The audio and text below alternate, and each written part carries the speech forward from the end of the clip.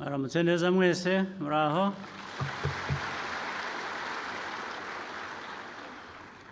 Ndizera ko mwatangiye umwaka neza kandi intego ari ukugira ngo tuzawusoze neza igihe tuzadutangira ubundi, bityo bigende bikurikirana. Bayobozi muri hano mwese b'inzego zitandukanye, harimo inzego nkuru z'igihugu cyacu, abanyarwanda bose dukurikira, inshuti z'u Rwanda, nizeye ko mwese mumeze neza, ariko kandi yagira ngo mbabwire ko nishimiye kuza kubana namwe kandi mbashimira ko mwitabiriye ubutumire bwacu.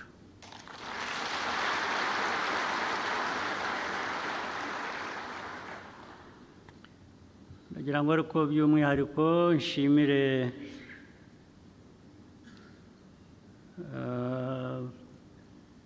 n'inshuti zacu z'igihugu zitandukanye, n'abo dukorana byinshi ndetse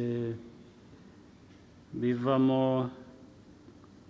amajyambere y'igihugu.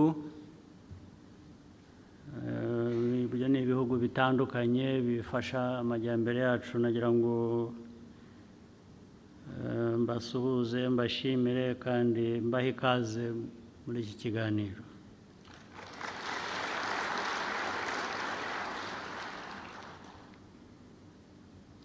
Uyu mwaka igihugu cyacu gifite byinshi kigamije gukora,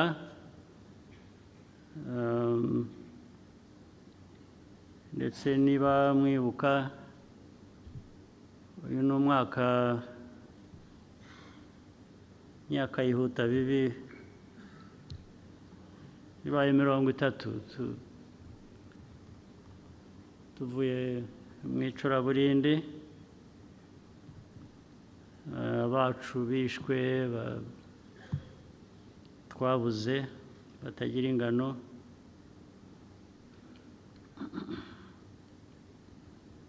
Nubwo bamwe bijijisha ntibazi abapfuye, ntibazi icyabishe, ntibazi, ariko abo ni bakeya. Icyo mbivugiye ni uko dukwiriye kujya nabyo tubyibuka ko ari icyo kiri mu bibazo dukwiye kuba duhangana nacyo. Biri mu bibazo dukwiye kuba duhangana nabyo. Ubwo rero mu mikorere yacu dukwiye kuba tubishyira imbere, kuko dukora tutibuka ibyo ngibyo ushobora kugira n'ibibazo by'uko wabisubiramo.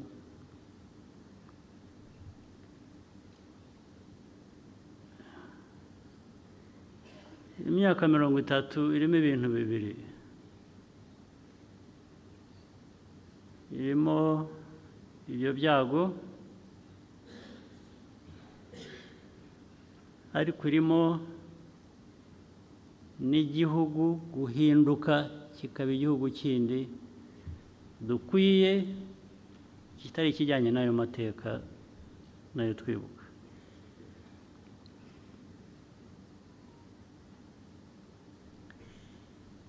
Kandi muri ibyo bigenda bihinduka, urabizi ko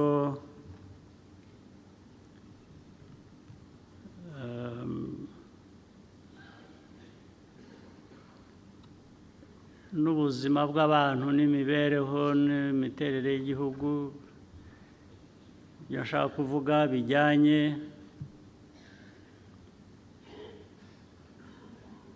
na cyo nakwita generations nazo zirahinduka. Ubu iyo urebye iyi myaka 30 wavutse muri uriya mwaka wa 94, ubu nyine yagize imyaka 30. Imyaka 30, abafite imyaka 30 bari hano muri iki cyumba cyangwa bari hanze ni benshi, ku buryo igihugu kibatezeho guhindura ubuzima bwacyo. 30 iyo myaka, ndetse n'abafite 25 bavutse nyuma, bose ubu bari mu gihugu kireba guhindura ubuzima bwacyo. Icyo bivuze ni iki rero? Abo ni ukuvuga ngo bafite uko barezwe. Barezwe mu miryango, uko banarezwe n'igihugu muri politiki. Ubwo nababaza uyu munsi, n'ejo nzababaza cyangwa babyibwira muri ubwo burere. Bumva baravanyemo iki? Bumva biteguye iki? Gukorera igihugu cy'u Rwanda.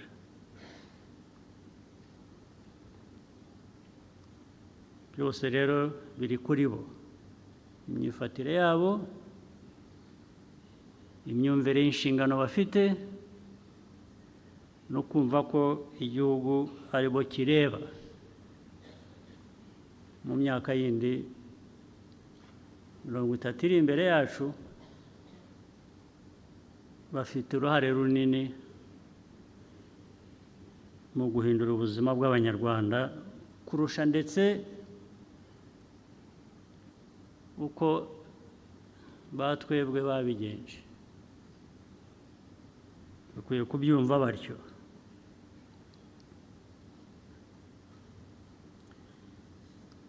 Ibigomba kurwanywa barabizi. Ibya mbere ni ibihereye ku mateka yacu.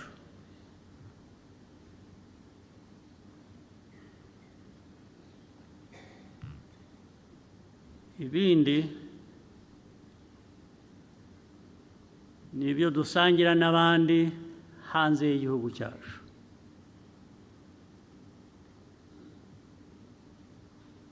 Birimo imico mibi, biba birimo politike mbi. Bagomba kubyumva kugira ngo bitatugiraho ingaruka, bikatubuza kubaka igihugu uko bikwiye. Urwo rubyiruko cyane cyane nibo mbwira.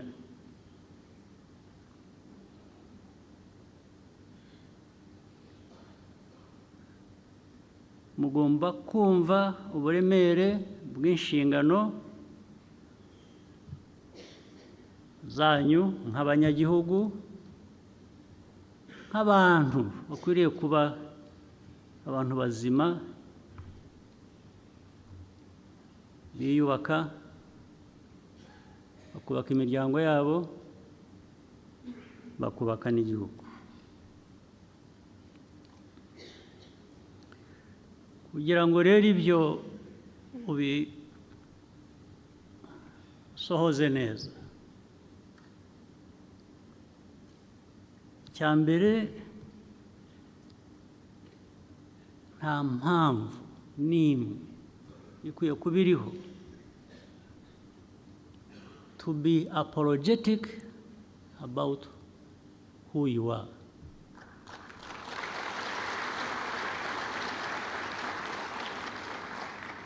You must not be apologetic.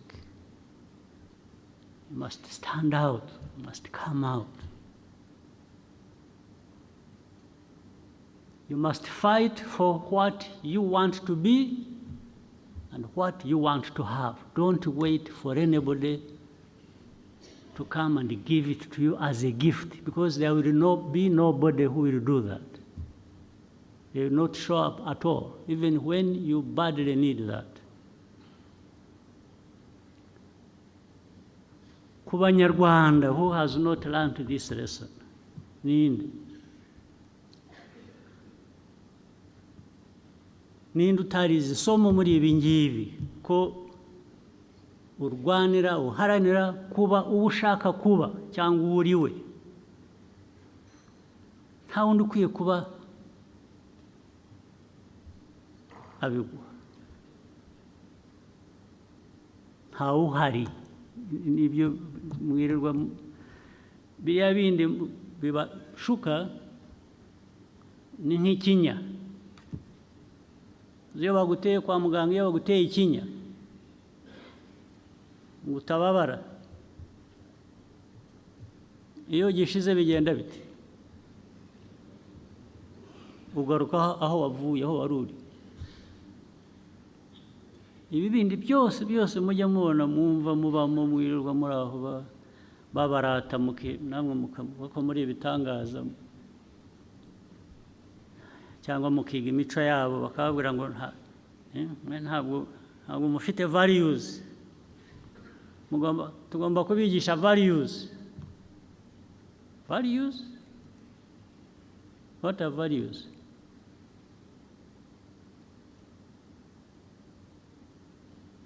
Are they things that belong to some parts of the world and the others are just supposed to be spoon-fed and given values to swallow or be forced down their throats?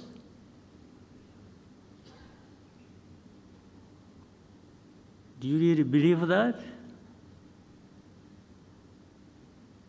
Abantu mwicaye hano, abayobozi mwicaye hano, cyangwa rwa rubyiruko navugaga, do you believe that?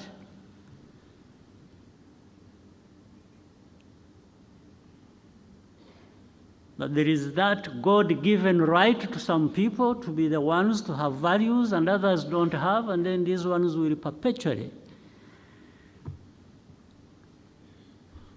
teach you values? Do you believe that? So, that is one of the things that in your responsibilities, young people, generation, new generation, others to come, must understand and deal with unapologetically. Unapologetically. If you don't want to go back to where we have come from in our history, you must even really be angry about this.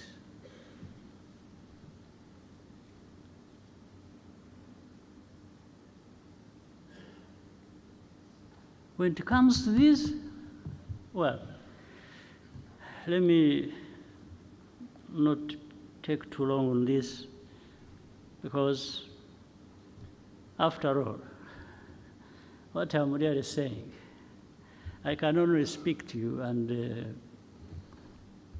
give you this message. There's nothing else I can do. I can't, because I'm not able to create people to be who one wishes them to be. Just like those people have no power, like gods, to tell people and force people to have these values they want them to have, even when they have failed to stand up for that themselves. The whole world is struggling. So, including those who give lessons, they're really struggling. And when they are struggling, and they're telling you to do certain things they are struggling to achieve, then they start telling you, you know, yeah, but that is the beauty of democracy. Yeah, so why is it not the beauty of democracy when I'm struggling? Why are they not the same? You are struggling with democracy, but my struggles with the democracy are supposed to be different from your own. How? The mess there is in democracy in your place is the same mess there is in my part of the world with democracy. Which mess is better than the other? It's all a mess. We're dealing with a mess. So we can only, maybe all of us on this earth, exercise whatever with a bit of humility, knowing that no one created the other.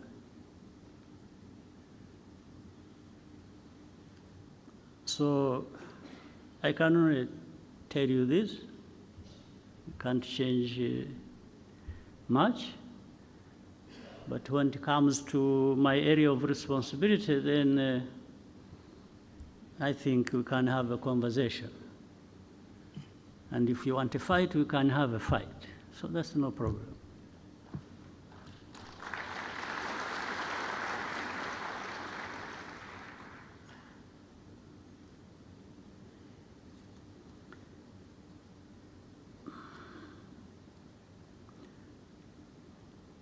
Ikindi nshaka kubabwira, twebwe nk'u Rwanda ntabwo twashobora kubaho nk'ukuntu bamwe babaho cyangwa ibyo duhora turwana nabyo. Dufite ibibazo by'umwihariko.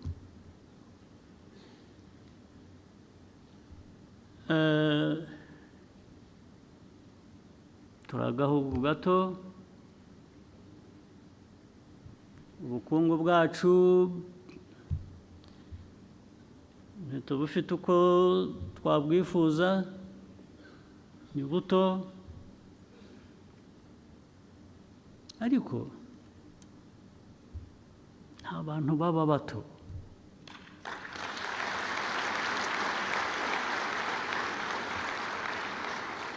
Keretse iyo ubyigize, keretse iyo ubishaka ko ari kuba. Iyo ubishatse ni kuba, iyo ubigize ni kuba. Wigize umuntu uzajya uhora asabiriza, uzajya usabiriza. Niwigira ikigoryi uzaba ikigoryi rwose. Ariko jye ibyo mvuga n'abo mbwira, nari nzi ko u Rwanda dufite icyo dushaka kuba cyo kandi gishoboka, nk'uko no mu myaka 30 ishize byagaragaye ko abantu bashobora kuva ikuzimu, nk'uko twavuye ikuzimu tukongera tukaba abantu.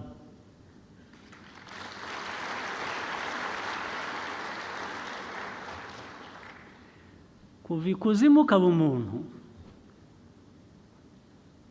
ntabwo bipfa kuza gusa, ntabwo bihabwa n'umuntu bya bindi navugaga, ntawe uza ngo abiguhe. Biva mu byo ukora, biva mu byo ushaka, biva mu uko wumva, uko witwara. Yari inama y'umushyikirano ibaye ya kenshi maze kugira. Numva ari ukwisuzuma, turashyikirana, turajya hamwe, turahura ngo turebe aho tuvuye, turebe, dushakishe ibiri mu bushobozi bwacu nk'abantu twakora kugira ngo dukomeze tuve ikuzimu tujye ibuntu, ibuntu twihaye, twigejejeho. Ntabwo ari ibuntu uhawe n'undi, kuko ubwo ntabwo ari ibuntu. Intizanyo ni intizanyo. Uwayiguhaye ahashakiye arayikwambura, arayitwara, ugasigarana ubusa.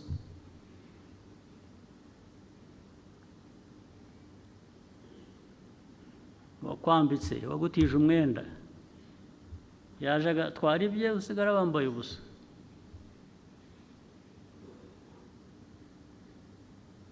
Niyo mpamvu rero twebwe nk'Abanyarwanda tutakora gusa ibintu ngo tugende twumve, tuvuge, duse nk'abatese. Abatese mwebwe mwateta, murateta mu biki? Mufite iki mutetamo? Mwateta mu biki? Guteta k'Umunyarwanda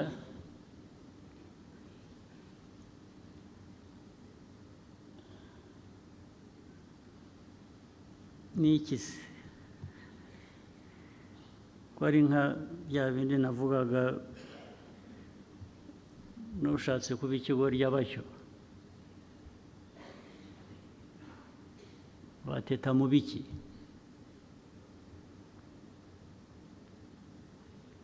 Aho abandi bakora amasaha 2, 3 bakajya kwiryamira, ushatse wowe wakora 10. Aho abandi bagenda ku maguru basa naho badafite aho bajya, aho bagenda umunsi wose bikora ibyo, wowe ukwiye kuhagenda amasaha make. Yawe narangira ukora ikindi. Ibi mvuga ni uko u Rwanda ruteye, si igihe warugize uko ruteye, ariko turarufite uko ruteye. Tugomba kurutwara nk'uko ruteye. Ibyo rudusaba nibyo dukwiye kuba turi. Ibyo twaruha ibyo rudusaba.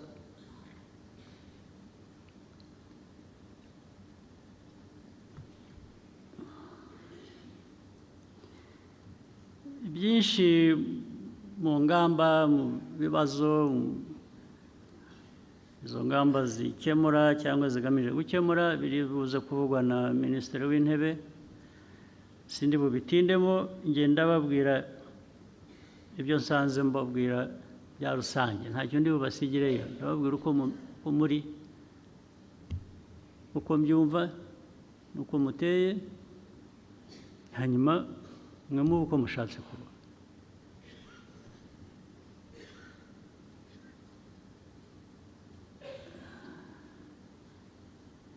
Niba tuza hano rero kugira ngo tubwizanye ukuri, turebe aho tuvuye, turebe aho tujya, duhore tuve mu, dushobore kwihuta gukora ibikwiye kugira ngo bijyane n'icyo dushaka kuba twahisemo.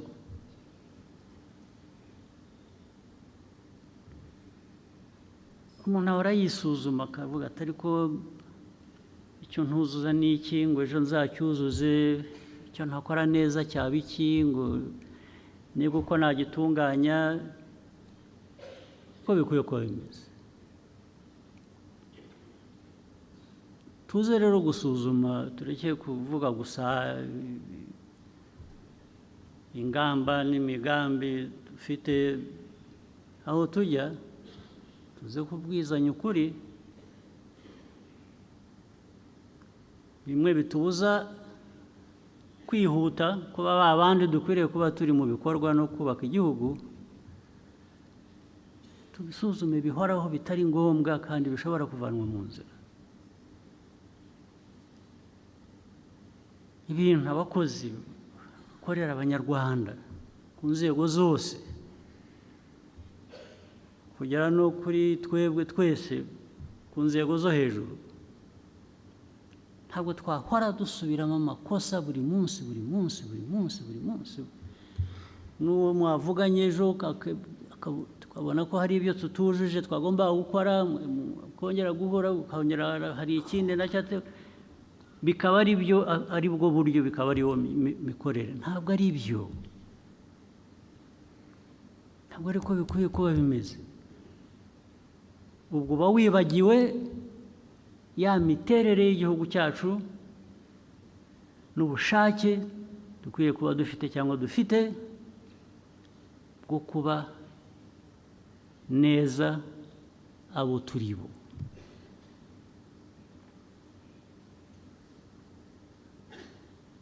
Inzego zose urabaza iki bakakubwira, ariko se ibyangombwa bihari ko twavuganye ko ibikwiriye gukorwa ari ibi, habaye iki? Gatangira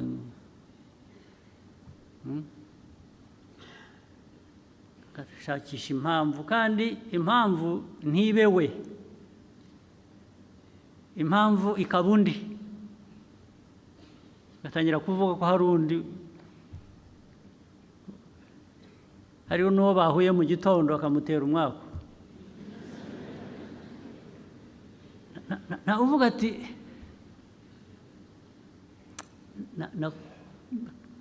nakoze ibitari byo, ntabwo nzasubira, kandi koko ngo ejo ntasubire. Nk'abantu, ikiremwa muntu gikora amakosa, ibyo ntabwo biyobewe,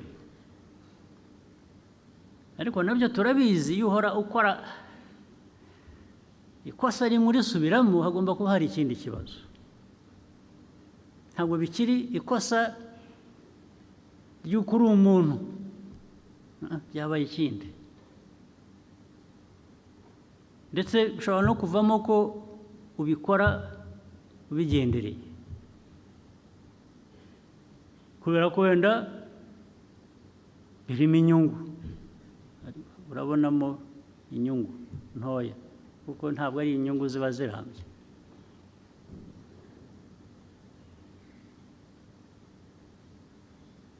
Niba ari ibijyanye na corruption, niba ari ibijyanye ejo bakaguhana, ejo ukongera bakagufatira ahandi, urongera ushakisha. Buriya bivuze ko mu byo bimwe utuzuza haba harimo inzira iguha icyo wita inyungu, bigasa nk'aho wakoze ikosa, bigasa nk'aho wibagiwe, bigasa nk'aho kuko byo kwibagirwa cyangwa gukora ikosa biri innocent, nta cyaha. Umuntu gukora ikosa nk'umuntu ubundi nta cyaha kirimo, birumvikana ushobora gukora ikosa.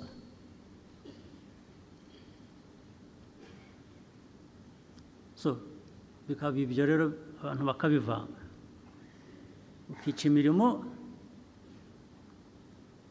ukabyita ikosa, ariko ryari ikosa ry'inyungu wowe ku giti cyawe, ukanibagirwa ko ufite abo ukorera igihugu, abanyarwanda.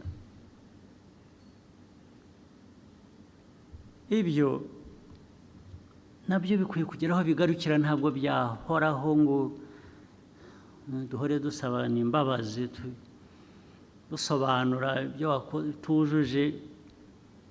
kandi bigaragara ko utabyujuje kubera ko watekereje inyungu zawe kuruta inyungu z'igihugu.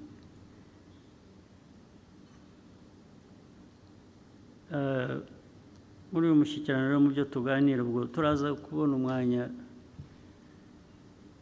tuzaba tubwizanya ukuri ku bintu bimwe even biri by'umwihariko biri specific.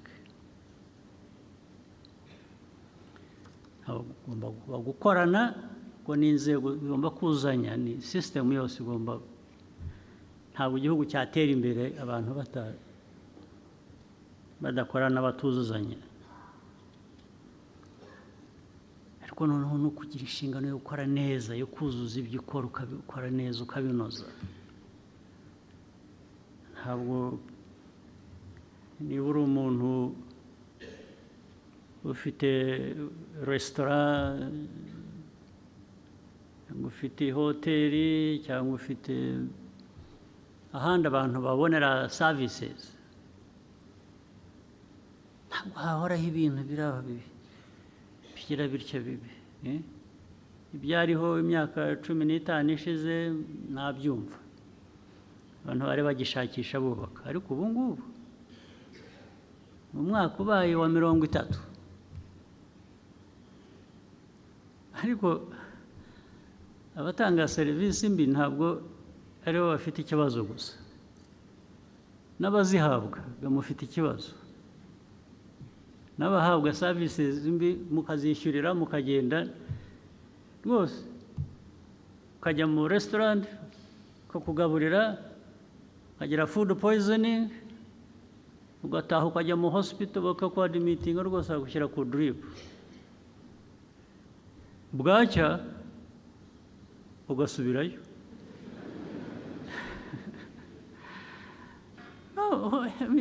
Ntabwo ari wa wundi wabiguhaye gusa ufite ikibazo, nawe uragifite. We wemera guhabwa ibitari byo ukabyishyurira ndetse ejo ugasubirayo, ugomba kuba uri umurwayi kabisa. Ahubwo ibyo iyo ari byo mwageraga kwa muganga, hagomba kuba hari ikibazo. Ariko kuki ibintu uko bishoboka, kuki bitanozwa byose?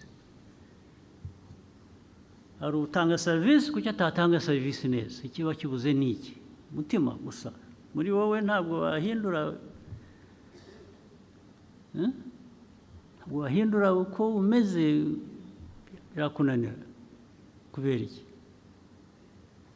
Ari wowe ugenda gusa bakaguha ibyo baguhaye ukagenda, nawe ufite ikibazo. Wowe kuki utabaza umuntu utari ku ibi ni iki?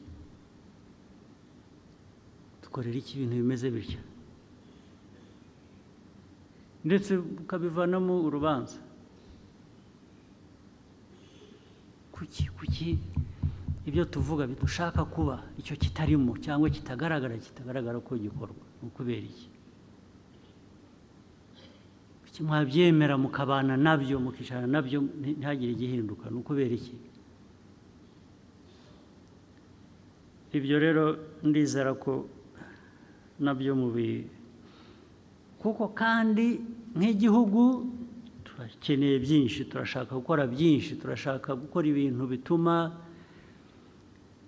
Abanyarwanda bishimira ibyo bahabwa, ibyo bakorera, ibyo bishyurira, ndetse kandi binahenze rimwe na rimwe. Ariko turanashaka ko tuba igihugu kizana amahanga kaza hano, kuko niho hava ubukungu uzamura kuri bimwe tudafite dukeneye. Wese abantu bazakugana bakuziho utuntu turi aho tudasobanutse, bazakugana bate? Ko isi isigaye ari nini, abantu bajya ahandi akaba ariho babikura, wowe bakakwihorera. Nibyo mushaka? Izo ntego ntabwo ari zimwe rero. Ntabwo waba ushaka bakugana kugira ngo bifashe ubukungu bwawe, ariko nujya mu bikorwa ntibibe byiza, ntibinoge. Ubwo ni ukuvuga ngo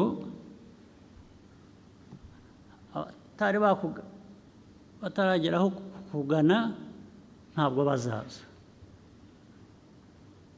Abakuganaga bazashakisha ahandi, bavuga batari ko hariya tujya tugafatwa dutya tukagerwa dutya, turahagira iki? Mwakora mutyo mute n'abayobozi bicaha namwe bakabikora mureba, cyangwa mureba, ubwo nabibitiriye ko mureba, wenda ntimureba, wenda ntimubona. Ibyo nari mbibatwerereye, nari nzi ko abantu bose bakwiriye kuba babona ubundi, ariko icyo ubona gikwiye kuba gifite icyo kikubwira, ni cyiza cyangwa si cyiza, nk'uburyo bworoshye. Ibyo rero bigomba kuba mu byo tugomba guhindura rwose, kandi dushoboye kubikora vuba, kuko nta kindi bisabaga. Ntabwo bitegereza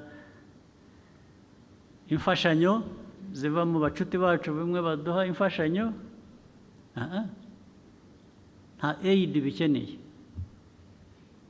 rwose, no donation, no grant, nothing. It's just in you, biri muri mwe. Nimutabi yivanamo muzatakaza byinshi bitagira umubare.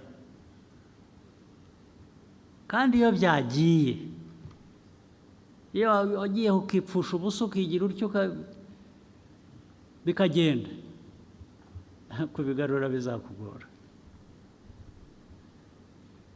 Niyo wabitunganya noneho ukabiruka inyuma uvuga uti bya bindi byaratunganye nimugaruke, ubahebe, ntabwo bazagaruka. Niyo mpamvu mukwiye kubifata nk'ibintu biremeye. Izi nama ziba hano, abantu bava hirya no hino, ni ukuvuga ngo hari akantu bababonamo. Ako kantu rero mugakuze, aho kugira ngo kabacike,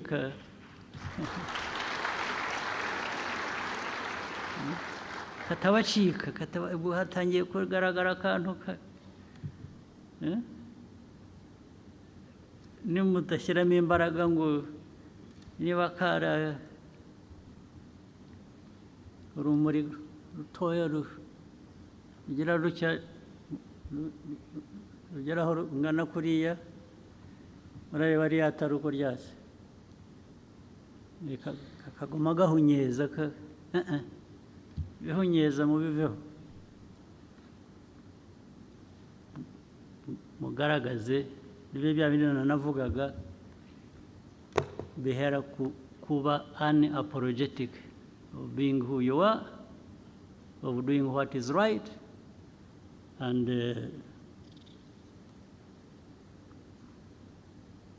going forward.